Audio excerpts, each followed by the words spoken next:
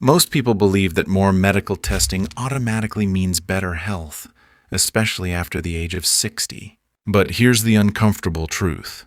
Some routine checkups can actually lead you further away from real health, not closer to it. My name is Dr. Zeno Phantom, and I've been practicing medicine for over 15 years, focusing on metabolic health, aging, and root cause healing. Let me tell you about a patient of mine, Robert, a 67-year-old retired engineer. He came to me exhausted, anxious, and confused. Despite doing everything right, he had gained 18 pounds in a year. His fasting blood sugar had climbed to 112 mmHg, and his energy was crashing every afternoon. But here's the interesting part. He had just gone through multiple routine checkups, including screenings that flagged potential issues. That triggered more testing, more stress, and eventually medications he didn't truly need.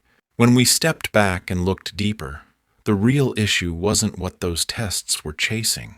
It was insulin resistance, chronic inflammation, and poor metabolic flexibility. Within 90 days of correcting those root causes, his blood sugar dropped to 92 mmHg. He lost 12 pounds and his energy stabilized, without adding more medications. So today, I'm going to show you exactly the 5 medical checkups I would personally avoid after age 60, and more importantly, what you should focus on instead. According to data from the World Health Organization, up to 30% of medical tests and procedures may be unnecessary or overused, often leading to overdiagnosis and overtreatment. And most people miss this because we've been trained to chase disease early, instead of building health deeply. Here's what's really going on inside your body. As you age, your metabolism becomes more sensitive. Your insulin response, hormone balance, and inflammation pathways matter far more than isolated test results. So the real question is not, what can we detect? It's, what are we actually fixing? Because if you don't address the root cause, you can pass every test and still feel terrible. In this video, we're going to break this down step by step, simply, clearly, and practically, so you can make smarter decisions for your energy, weight, and long-term health. And trust me, most people never hear this perspective. Before we break down each of these checkups in detail, let's step back and look at the bigger picture, because this is where most people get confused. What I'm about to share with you is not about avoiding medicine. It's about using it intelligently, based on how your body actually works after 60. Here are the 6 key insights we're going to cover. First, more testing does not equal better outcomes. In fact, excessive screening can increase anxiety, false positives, and unnecessary treatments, especially when your metabolism is already vulnerable. Second, many tests focus on detecting disease, not preventing it. They look for problems after damage has already started, instead of addressing the underlying physiology like insulin resistance, inflammation, or mitochondrial decline. Third, your metabolic health determines your real risk, not isolated numbers. Blood sugar, triglycerides, waist circumference, and energy patterns tell us far more than a single snapshot test. Fourth, overdiagnosis is a real and growing problem. This means finding abnormalities that would never actually harm you, but once discovered, they lead to interventions that can. Fifth, the body after 60 becomes more sensitive to stress, including medical stress. Frequent testing, fear-based results, and unnecessary procedures can elevate cortisol, disrupt sleep, and worsen overall health. And finally, the most powerful checkups are daily habits, not hospital visits. Your nutrition, movement, sleep, and insulin control act as continuous signals that either build health or break it down. Here's what's really important to understand. We're not rejecting medical care. We're refocusing it on what actually moves the needle. Because when you fix the root causes, your body often corrects the symptoms on its own. Now in the next section, we'll start with the first checkup. And this one surprises almost every patient I talk to. Most of my patients tell me, "Doctor, I just want to catch everything early. That's why I do full body scans every year." It sounds logical, even responsible, but here's what's actually happening inside your body. Full body scans, especially CT scans, are designed to detect structural abnormalities, not to assess how your body is functioning metabolically. And after age 60, the body naturally develops small, harmless changes, tiny nodules, calcifications, or benign growths. The problem is, these scans pick up everything, including things that were never meant to be found. Let me explain this with a simple analogy. Imagine you turn on a super high-resolution camera in an old house. You're going to see every crack in the wall, every tiny imperfection in the paint. But not every crack means the house is collapsing. That's exactly what happens inside your body. These scans create what we call incidental findings, things that look suspicious but are often harmless. According to research published in the Journal of the American Medical Association, up to 30–40% of full-body scans reveal incidental findings, many of which lead to unnecessary follow-ups, biopsies, and even surgeries. And here's the deeper issue most people miss. Each scan also exposes you to radiation, which, over time, can actually increase your risk of cellular damage, especially when done repeatedly. So instead of improving your health, you may be adding stress, risk, and unnecessary intervention. My recommendation for every patient over 60, focus less on imaging and more on metabolic tracking. That means monitoring fasting insulin, not just glucose, checking waist-to-height ratio, paying attention to energy after meals, tracking inflammation markers like CRP, and most importantly, build a daily habit of a 10–15-minute walk after meals. This simple action improves glucose control, reduces insulin spikes, and supports mitochondrial health, far more powerful than any scan. Because here's the truth. You don't need to scan your body for problems every year. You need to create an internal environment where problems struggle to exist. Not next year. Today, almost every male patient I see over 60 tells me, "Doctor, I check my PSA every year just to be safe." And again, it sounds like the right thing to do. But here's what's actually happening inside your body. PSA, or prostate-specific antigen, is not a cancer test. It's a protein produced by prostate tissue, and its levels can rise for many reasons. Inflammation, infection, benign enlargement, which is extremely common after 60, even recent exercise or sexual activity. So when PSA levels go up, it doesn't automatically mean cancer. Let me explain this with a simple analogy. Think of PSA like a smoke detector in your kitchen. It can go off because of a real fire, but it can also go off because you cooked something too hot.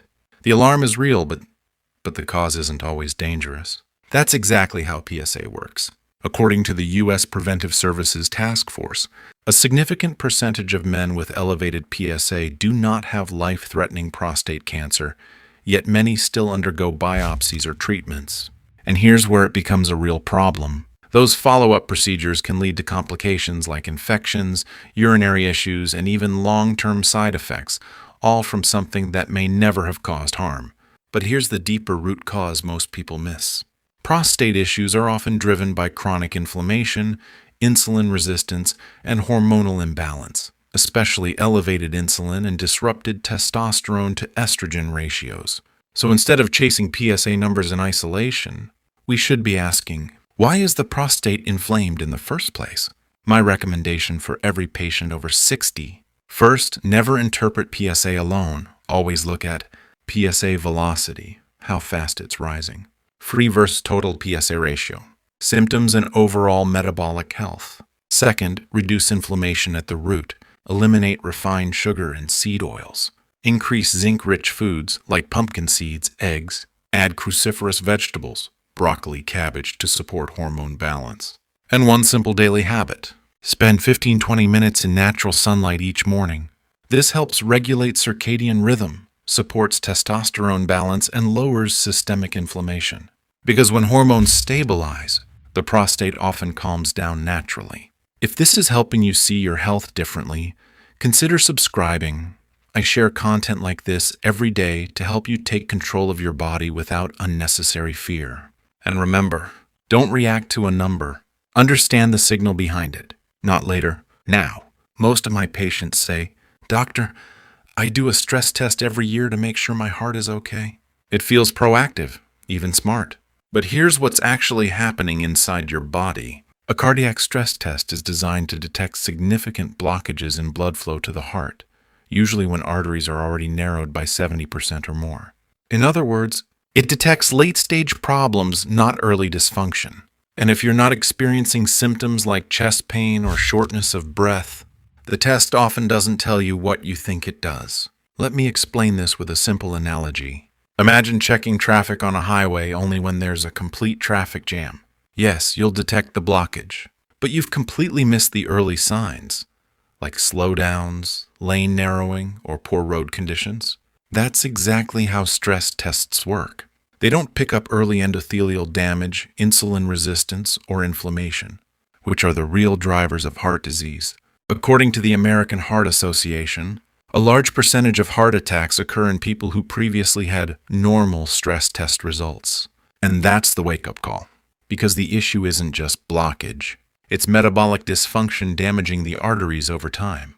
Here's what's really going on inside your body. High insulin levels, chronic inflammation, and oxidative stress slowly damage the inner lining of your blood vessels, what we call the endothelium. Once that lining is compromised, plaque formation becomes much more likely. So instead of relying on stress tests alone, we need to protect the environment inside the arteries. My recommendation for every patient over 60, shift your focus to early metabolic markers. Fasting insulin, aim for low, stable levels. Triglyceride to HDL ratio, waist circumference, a key predictor of visceral fat. And one powerful daily habit. Take a 30-minute brisk walk at least 5 days a week. This improves endothelial function, increases nitric oxide production, and enhances blood flow, naturally protecting your arteries. Also consider incorporating magnesium-rich foods like spinach, almonds, omega-3 fats like fatty fish or flax seeds, because these directly support vascular health. If this is helping you rethink how you approach your heart health, consider subscribing. I break down complex topics like this into simple, actionable steps every day. Because the goal is not to detect disease late, it's to prevent it from forming in the first place. Not someday. Start today. Almost every patient I see over 60 tells me, "Doctor, my bone density is dropping. I just need to monitor it regularly." And yes, tracking matters. But here's what's actually happening inside your body. Bone density scans, like DEXA, measure bone mass, but they don't tell you why the bone is weakening. And that's the part that truly matters. Because bone loss is not just about aging. It's about metabolic and hormonal breakdown happening quietly over time. Let me explain this with a simple analogy. Think of your bones like a construction site. You have builders, osteoblasts, that build bone, and demolition workers, osteoclasts, that break it down. Now imagine the demolition crew is working overtime, while the builders are understaffed and undernourished. That's exactly what happens with low vitamin D, poor protein intake, chronic inflammation, hormonal imbalance, especially low estrogen or testosterone. So when you just monitor bone density, without fixing these inputs, you're watching the building slowly weaken, without sending help. According to the National Osteoporosis Foundation, about 1 in 2 women and 1 in 4 men over 50 will experience a fracture due to osteoporosis. But here's the deeper truth most people miss. Bone is metabolically active tissue. It responds to signals from insulin, cortisol, and mechanical stress, which means you can influence it daily. My recommendation for every patient over 60, stop focusing only on scans. Start focusing on bone-building signals. Consume adequate protein, at least 1.0–1.2 g per kilo body weight. Ensure vitamin D levels are optimized through sunlight or supplementation. Add magnesium and vitamin K2-rich foods, like leafy greens, fermented foods, and one powerful daily habit. Do 10–15 minutes of resistance training. Even simple bodyweight exercises like squats, wall push-ups, or light weights. Because bones grow stronger when they're used under load. That mechanical stress sends a signal. Keep this structure strong. Without that signal, no supplement or scan can save your bone health. So yes, measure when necessary. But never forget, your daily habits are what determine the result. Not next year's scan, what you do today. Most of my patients say, "Doctor, I'll just keep doing colonoscopies every few years. Better safe than sorry." And to be clear, colonoscopies can be life-saving when used appropriately. But here's what's actually happening inside your body. After age 60, and especially if you've had previous normal results, the benefit of frequent routine colonoscopies without risk-based assessment starts to decrease, while the risks can begin to increase. Let me explain this with a simple analogy. Imagine sending a maintenance crew to dig up the same section of road, again and again, even when there's no sign of damage. At some point, the digging itself starts to create wear and tear. That's how repeated invasive procedures can affect the body. Colonoscopies involve sedation, bowel prep, which disrupts your gut microbiome, and in rare cases, complications like bleeding or perforation. According to data published in JAMA Internal Medicine, a significant percentage of older adults continue routine colonoscopies despite having low risk and prior negative screenings, exposing them to unnecessary procedural risks. But here's the deeper root cause most people miss. Colon health is not just about detecting polyps. It's about the environment inside your gut. Because the development of colon issues is strongly influenced by chronic inflammation, insulin resistance, poor microbiome diversity, low fiber intake. So instead of relying only on repeated procedures, we should be asking, are we creating a gut environment where disease can thrive or struggle to exist? My recommendation for every patient over 60, first, personalize your screening frequency based on previous colonoscopy results, family history, symptoms like bleeding or unexplained weight loss. Second, support your gut daily. Increase fiber intake. Vegetables, seeds, legumes if tolerated. Include fermented foods like yogurt, kefir, sauerkraut. Avoid ultra-processed foods and excess sugar. And one simple daily habit. Aim for 25-30 grams of fiber per day, gradually increasing if needed. This feeds beneficial gut bacteria, reduces inflammation, and improves colon health naturally. Because when your microbiome is balanced, your colon becomes far more resilient. So yes, use colonoscopies wisely, but don't outsource your gut health to a procedure every few years. Build it every single day, not someday. Today, almost every patient I see says, "Doctor, my thyroid test came back normal, so my fatigue must be something else." And this is where things get dangerously misleading, because most routine thyroid checkups only measure TSH, thyroid-stimulating hormone. But here's what's actually happening inside your body. TSH is not the thyroid hormone itself. It's a signal from the brain to the thyroid, essentially a command, not the result. So when you only look at TSH, you're measuring the message, not whether the message is actually being carried out. Let me explain this with a simple analogy. Imagine a manager sending emails to a worker. TSH is the email. But what really matters is the work actually getting done? That work is your active thyroid hormone, T3, which controls metabolism, energy, fat burning, and temperature regulation. Now here's where it gets deeper. After age 60, many people develop impaired conversion of T4 to T3, meaning the thyroid may be producing hormone, but the body isn't activating it properly. Why does that happen? Because of high cortisol, chronic stress, insulin resistance, nutrient deficiencies, selenium, zinc, iodine, liver dysfunction, where conversion happens, so your labs can look normal, while your metabolism is actually slowing down. According to research published in the Journal of Clinical Endocrinology and Metabolism, a significant number of patients with normal TSH still experience symptoms of low thyroid function due to poor T3 availability. And this explains why so many people feel fatigued, cold, unable to lose weight, mentally foggy. Even when their tests are fine, my recommendation for every patient over 60, stop relying on TSH alone. Ask for a more complete picture. Free T3, free T4, reverse T3 if needed. But more importantly, support the systems that activate thyroid hormone. Improve liver health, reduce sugar, avoid excess alcohol, ensure adequate protein intake. Add selenium-rich foods like eggs, sunflower seeds, and one simple daily habit. Prioritize 7-8 hours of consistent sleep, because sleep directly regulates cortisol, and cortisol directly impacts thyroid conversion. If this is helping you connect the dots in your health, consider subscribing. I break down these hidden mechanisms every day so you can take control naturally. Because the goal is not just to test your thyroid, it's to make your metabolism work for you again. Not later. Tonight starts. So, if you step back and look at the big picture, there's a clear pattern here. Most routine checkups after age 60 are designed to detect problems late, but very few are designed to build health early. And that's the shift we need to make. Here's what's really going on inside your body. Your energy, weight, and long-term health are not controlled by how many tests you take.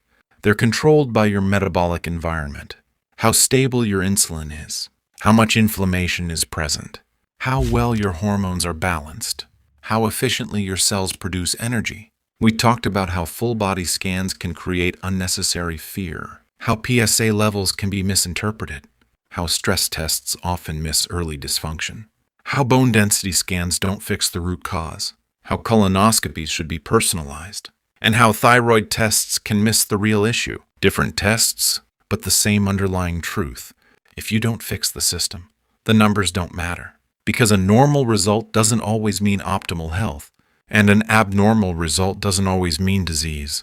That's why your daily habits matter more than any annual checkup. So here's a simple challenge for you. Pick just one change from this video. A 10-minute walk after meals, adding more protein to your diet, getting morning sunlight, increasing fiber intake, prioritizing sleep, and track how your body responds over the next 7 days. Because when you give your body the right inputs, it starts correcting itself. That's real medicine, not just detection, but transformation. And if this gave you a new way to think about your health, like the video and subscribe to join others who are choosing to optimize their body naturally, without unnecessary fear, confusion, or overtreatment. Because at the end of the day, the goal is not to live longer with more tests. It's to live better, with more energy, clarity, and control. And that starts with what you do today.